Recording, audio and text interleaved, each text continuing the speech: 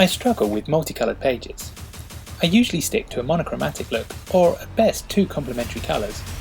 I'd love to do pages with more colours, and often start out with that intention, but end up back to my usual colour combinations when I'm not sure what works.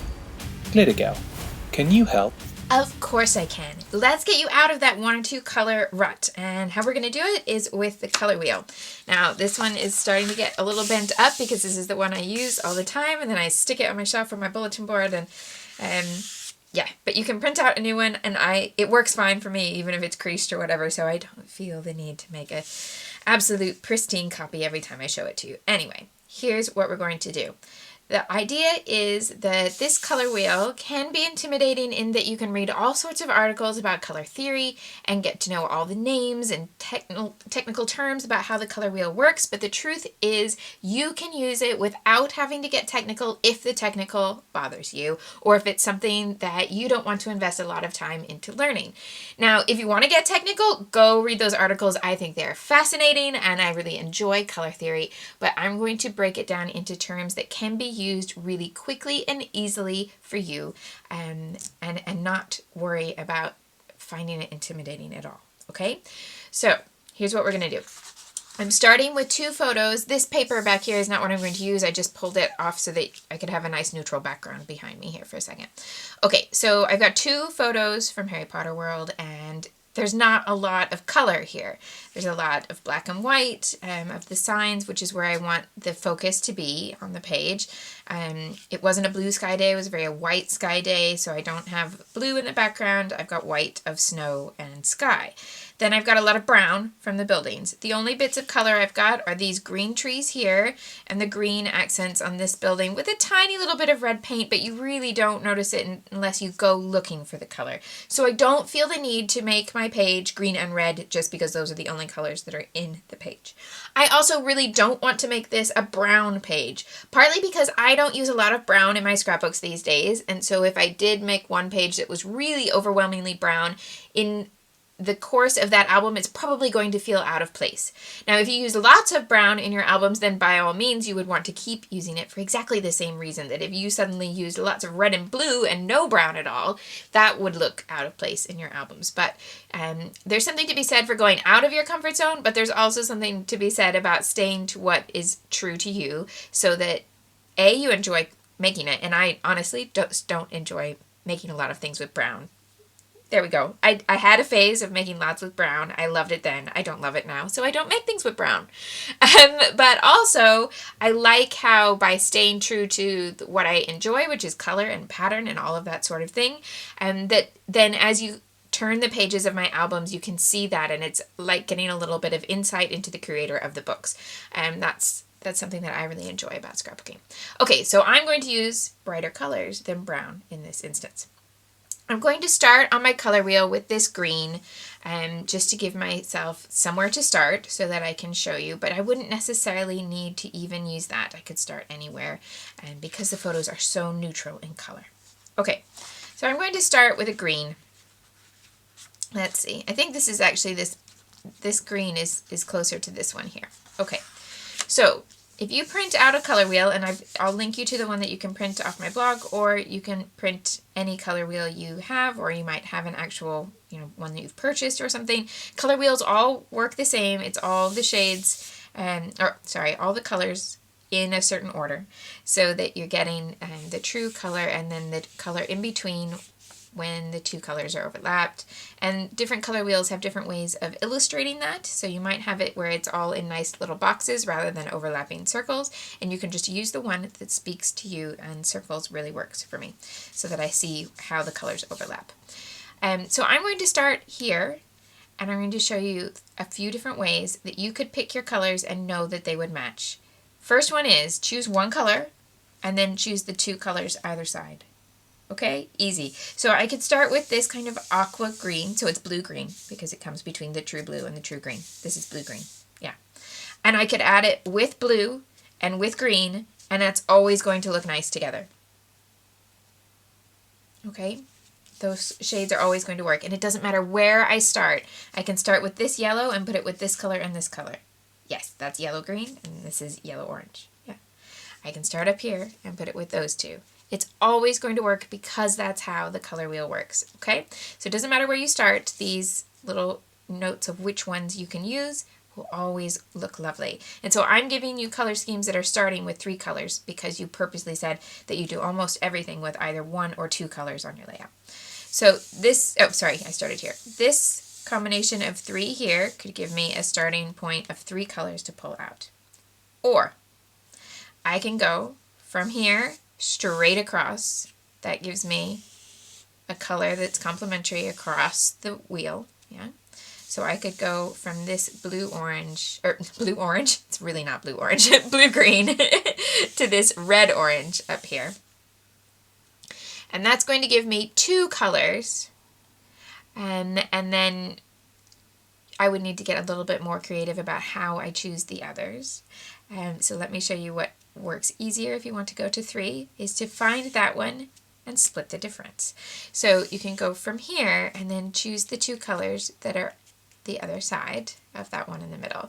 So that would have me put blue-green with red, and where am I? Orange. Yeah, with red and orange. Different combination that I would likely choose without a color wheel? Yes. But does it work really well? It will work really well. Also, you can divide it more equally. So I could come from here to here to here. So this is creating a triangle where I have a small base, tall. I don't want to get into the geometry terms of an isosceles triangle, but if you are mathematically minded and you want to think of it like that, go for it. Versus an equilateral triangle where I'm equally spaced, yeah? So this is splitting the complementary. So I'm going straight across to my complementary color, but instead of using that one, I'm going to use the colors either side. Or I can go equally and make a triangle, my triadic color scheme here. And that gives me probably a more varied combination than what I might plan originally. So I've got this sort of magenta tone that you get between violet and red. So it's red-violet, but in scrapbooking supplies we're often going to see it as something like magenta. Yeah. So this is red-violet and yellow-orange. So that's something probably a little bit different than what I would pick if I were choosing my supplies based on choosing a collection, like a collection of pattern papers, and then choosing the colors within that pack.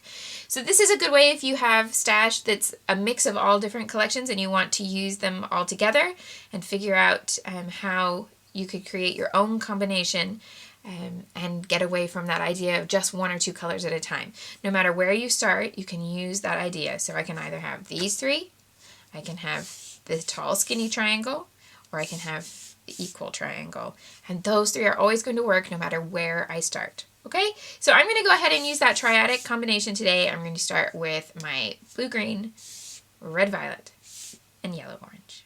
Not going to lie, I did not make this easy for myself. I found that the yellow-orange was a really difficult color for me to find in my stash, and when I did find something that was true to this yellow-orange tone, it tended to have something that would not work with this set of photos. So I found one yellow-orange paper that was great, except it was like these giant hippie-style 1960s flowers. That didn't really work with my Harry Potter world. And then I had another one that was cassette tapes. Again, great on the color tone, not helpful with the pattern. And so I had to kind of relax my strictness of trying to get something that was exactly a match here and find something that would work. Now, that is what I would suggest whenever you're working with a color wheel, is that it's a great starting point, but it shouldn't make you bang your head against the wall when you're looking through your own stash. So find things that are as close to what you're looking for and exhale and just let it fall together and see if it works. It's okay if the end result is a little bit different than what you first imagined. This is not something where you have to follow exact rules in order to have a pleasing page at the end. You don't. So I'll show you what I happened upon, and it was this paper that started first. So this may not look like this color. That's because this is a really deep tone. This is more saturated than what's on the color wheel. But if I show you against this, it's a really lovely match to this bit of the photo. So as soon as I pulled this stack of papers out, that one caught my eye and I thought, is that going to be a good match? And it works with the picture. So then I knew I could build everything else from there. I found a journaling page that I'll be able to cut up and use. It has both this saturated green that's on here, but also the light version of the blue-green behind there and in this ledger here. So I think that will help me mix those colors, or mix those shades together, to have a bit of contrast. So when you're working with finding those colors, you want to have some that are dark and some that are light, and that will help. Well, then when I found my red violet, I basically got the light and the dark both together.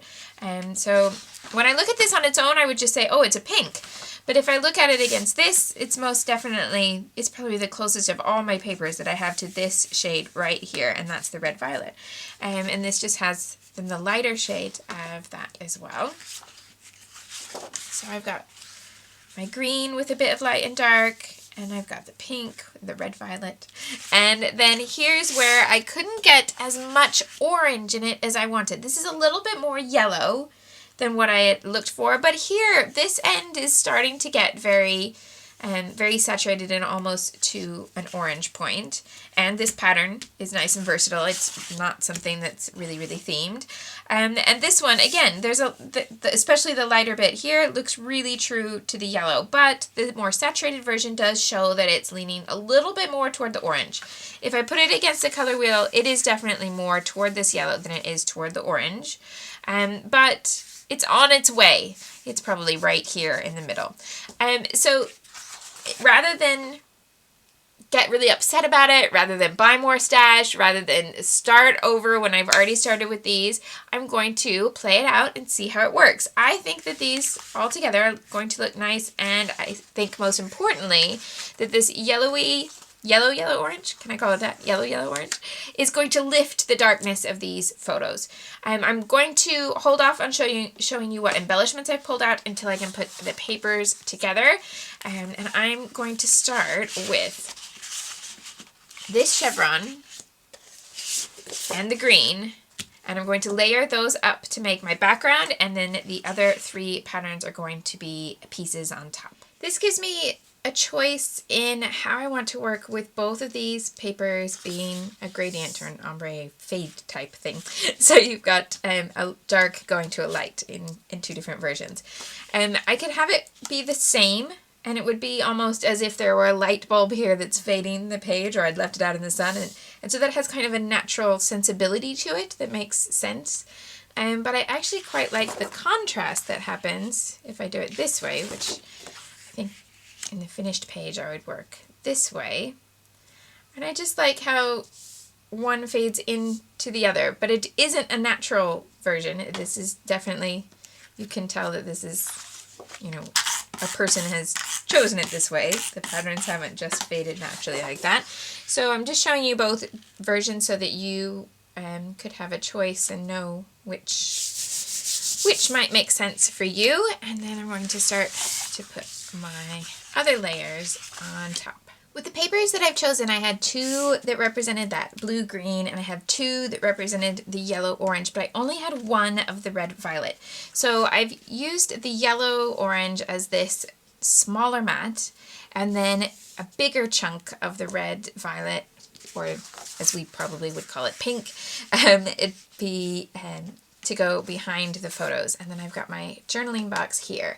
The journaling box, I'm thinking it would just benefit, since it's a little, it's a light tone here on this light tone and then another light tone. I think it would just benefit from a little bit of detail around that edge to make it a little bit more obvious that it's a separate layer. So I'm just going to add gray ink. And that's a good reminder of things with color, is that if you are working on a color scheme with more colors than usual, you can still add your neutrals in. So that might be black, it might be gray, sometimes it might be brown, and especially if you're using nice warm tones that are complemented well by brown. So if you're starting to feel like your page needs something else, but you aren't sure where to go with color, don't forget that you can try neutrals to bring it all together and have a little bit more of an option. Because sometimes it might feel like if you put 10 different types of blue-green into the layout and you still have your other colors too, it might get a little bit shouty, and that it might feel like one color is just really emphasized a lot more than the others. I was going to have that run up above this block, but now that I'm looking at it, I feel like if it's going to go up that far, then it needs to go to the bottom of the page as well. And I don't want it at the bottom of the page because I want the green to be nice and obvious and not be completely covered up. So I'm going to move this down and see if that helps. It may give me a little bit less room for journaling. But yeah, I think if I have some of this showing at the top, then I can have it at the bottom as well.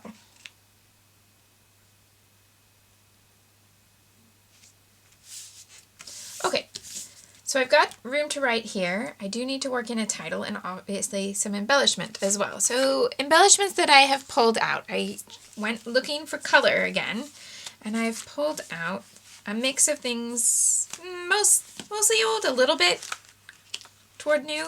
So this is the original Amy Tangerine sticker book. It's one of my favorite things ever, and I have only ever had one, and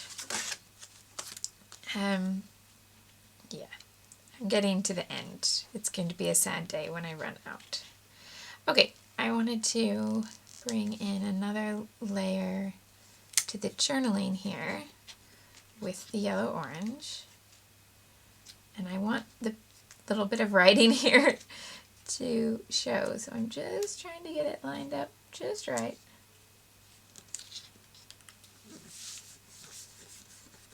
So I've got a bit of that. I pulled out this one because there's some yellow-orange, but also because there's that magenta there. That could be the red-violet.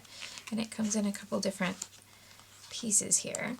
This is a very old American Crafts sticker book as well. I want to say this is Peachy Keen. The collection was called Peachy Keen. I think so. Okay, but I'm going to come back to that. I've also got, so I've got this. This is some Studio Calico chipboard from an older kit. And I've got these yellow-orange plus gold. And gold can be a neutral for my page. And I also thought this little piece here might work well with the colors. Maybe that one. And then I could, if I needed to, I could bring in some orange. This one is blue-green, so those could work. I wouldn't bring in the purple and not the true greens and not that navy. But there's potential there with the others. And I've also got this from Pink Paisley Moonstruck, because I want these different saturations of the blue-green. And this may be more toward the blue, but I thought it had some potential and it gives me a different texture. So I've got chipboard with the metallic, I've got puffy stickers. Now this definitely goes away from what I've got. So if I pulled the yellow-orange toward the yellow, I also thought about, well, do I then add in some actual orange to kind of balance it out? Whether that feels like something that you would want to do on your page to add even more color or not, but you can just go, where's my color wheel? So if I started with these three, I can add a little bit of this and a little bit of this, and that will work. I'm wondering about, instead of making some sort of kind of argyle border or anything like that, about using just smaller groups of them, like 3 here and then a little bit up here. So I want to use polka dot up there and here. And then I could extend this and, oh, maybe I, instead of having the big one be polka dot, I could have the big one with a word, smaller one with a polka dot, and then run this off the side. And then I could use the word into the title, so I could put the title words there. With a little mist around and some smaller details. I think that will work quite well. So I need to figure out what lettering can fit here for the title. And so I've stayed within that color scheme then. I've just used different shades, so I've got a bit more orange, and I've got the yellowy end of the yellow-orange. I've got the kind kind of an in-between shade here where this is really saturated and more toward the green, and this is really pale and more toward the blue, and this is right in the middle in both terms of saturation and color. And this is a nice lead to that, the pinks in here. I think that's going to work.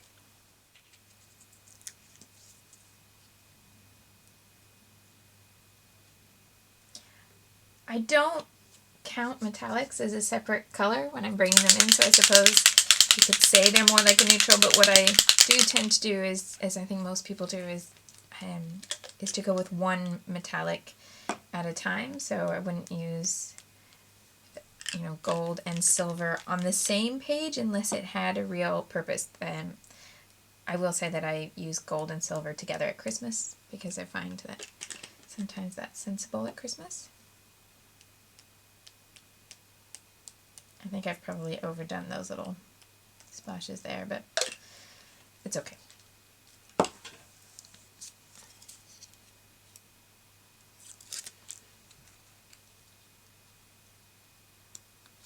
And I'll try, I think I got carried away there because I really liked how it looked on top of the, on top of the dark green. And I'll try to contain it a little bit more up here where I've got the lighter color. I'm trying to get the spaces in between the pieces to be roughly equal, but I'm not going to measure it. And can I get this piece to fit so that the word date is not obscured? Yes.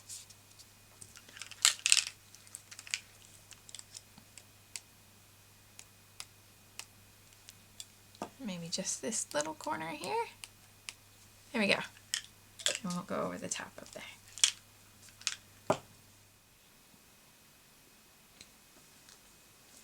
To finish this title, I'm worried that if I put in a big letter-shaped alphabet, that then you won't necessarily read this with the title letters.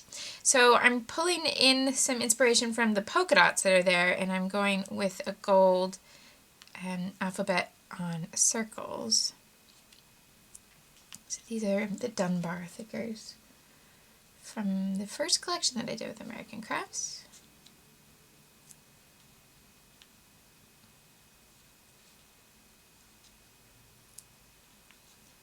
So just run that across there, and I'm hoping that will then let that read all together as the title. I'm going to fill in my journaling before I do any more embellishment, and that's going to go up there.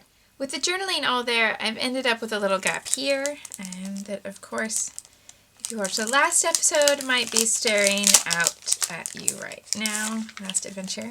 And so I'm going to put some little bits in there, and I wanted to use this key. So I thought it was a little similar to the ironwork style of the signs. Maybe I move it to this side and work the other way around. Yeah.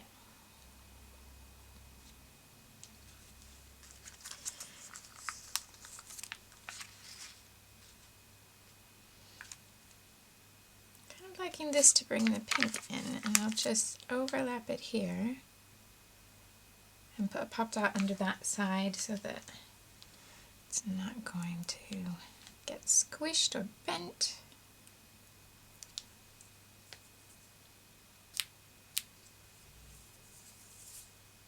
I need some really small little things in there. My orange hearts have actually ended up kind of too big and bold to go with what I've already added, I think.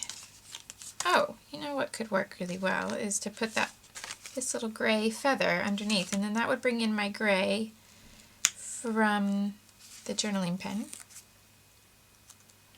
And feathers are very Harry Potter to me.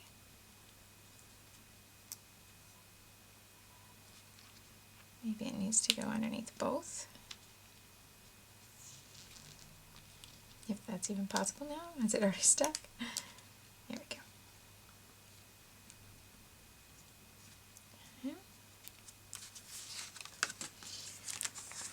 And I could just add a little bit more mist there. Just double checking here in case I feel like anything else needs to go in there. I've got these two little yellow-orange corners, but I'm not sure. This just isn't laying quite right yet. The color on these is lovely, but where would I put them? On the outside there? Oh, wait. On this corner against the green, I think. So that I have them just both at the bottom of the page. See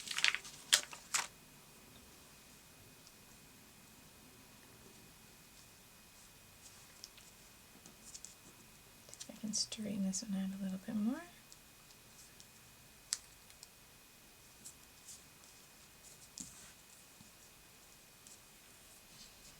And I bring something from there over to here.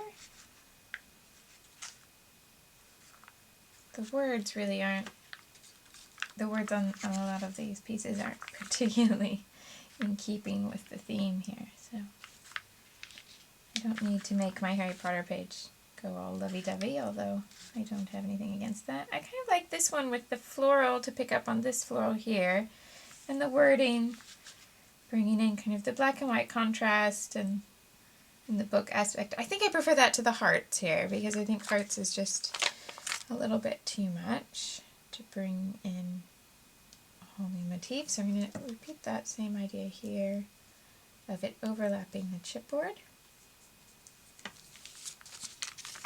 And then I would like that tone here, but the butterfly is not going to work. And this floral is just going to be too much. I wanted something really small. That star is more navy than the blue-green. Okay, so that's not going to work. That's what I'm saying.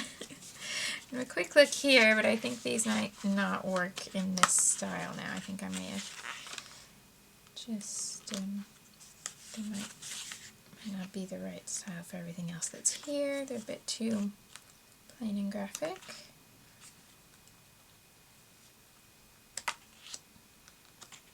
Yeah.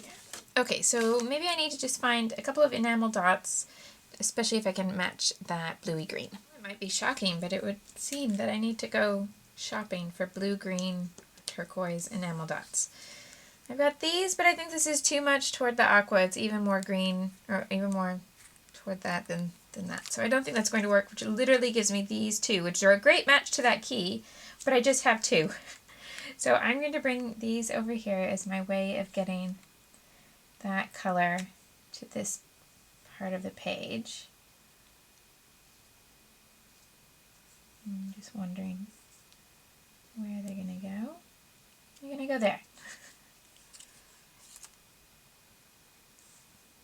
And I think that's where I'm going to leave this. So it's quite a simple page structure, page composition, and because everything that I wanted to work on was all based on that color, and that's quite an enjoyable process, I find, so that it makes you think about your page construction in a little bit of a different way, because it's not the same way that I would normally pick everything. So I find that the color wheel can really make me think in a different direction, which makes, you know, your pages get a little bit less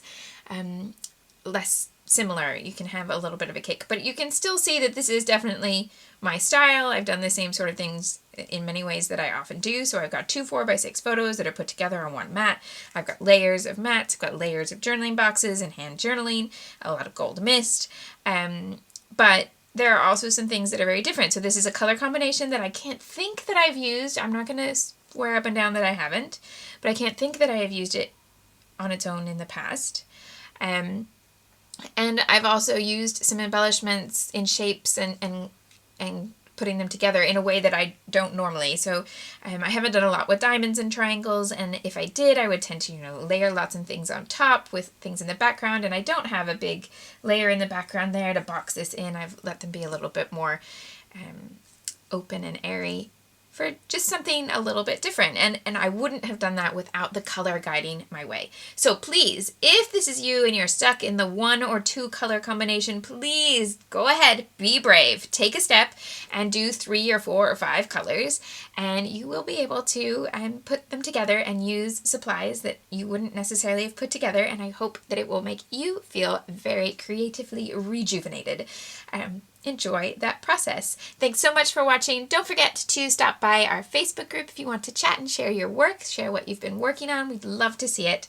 And you can also ask questions for Glitter Girl either here in the comments or there on the Scrapbook Like a Superhero Facebook group. Thanks for watching, and I hope to see you soon. Bye-bye.